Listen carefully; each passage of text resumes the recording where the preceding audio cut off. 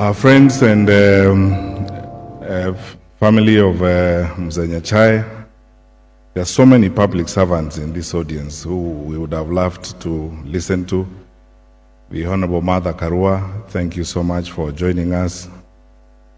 We are joined here by virtually all elected leaders from Kisii and Nyamira, led by our senator from Kisii, Mzee Professor Sam Ongeri, who is here. I know that by the grace of God, we are going to get an opportunity when we go home to speak one to another, and we have walked together this journey. I also would like to recognize the presence of our Chief Justice Emeritus, our elder brother, Justice David Maraga, who's there. If he could stand up and wave. Thank you. And Mheshimiwa Mayor Cage and the leaders of Nairobi who are here, who have worked with Mzee for a very long time, thank you so much. I would like to say this before I invite my colleague Mutahi Kagwe.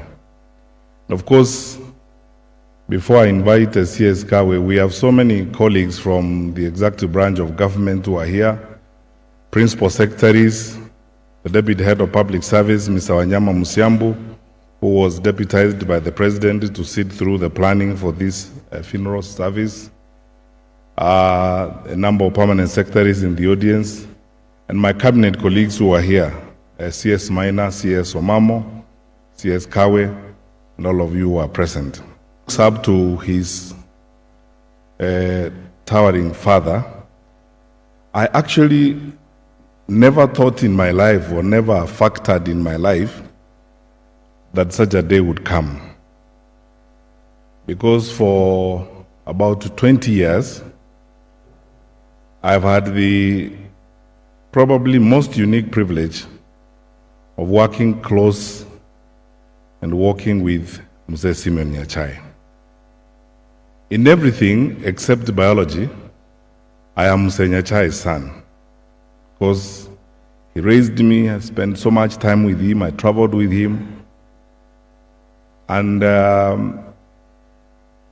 probably 2/3 of the impact he had in my life cannot actually be verbalized. And it's difficult to describe Mzee Naychae in very few words. And I'm not alone. Actually, if we had time, let me be very sincere here. There are hundreds of people, those that were described by Prime Minister Raila Odinga here, hundreds of young people from all walks of life in this country, from Kisii, from all communities of this country, who would probably be nothing today had it not been for the personal intervention of Mzee Simeon Naychae in their lives. I frankly do not think there is anyone I know who has educated the number of people that Mzee Naychae educated. And I'm not shy to say this here in public. When you look at the education and the professional profile of the Kisii community, you have to address the Naychae factor. The Naychae factor is the resources that Mzee Naychae mobilized and pumped into the education and professional development of our people. Incredibly generous and always available to support anyone who needed support. And I had this unique opportunity of having a front row seat in his life and seeing him in action. As I often say in public life, I am still using Mzee Naychae's notes, even as I serve as cabinet minister. And I will cling on to those notes for a long time.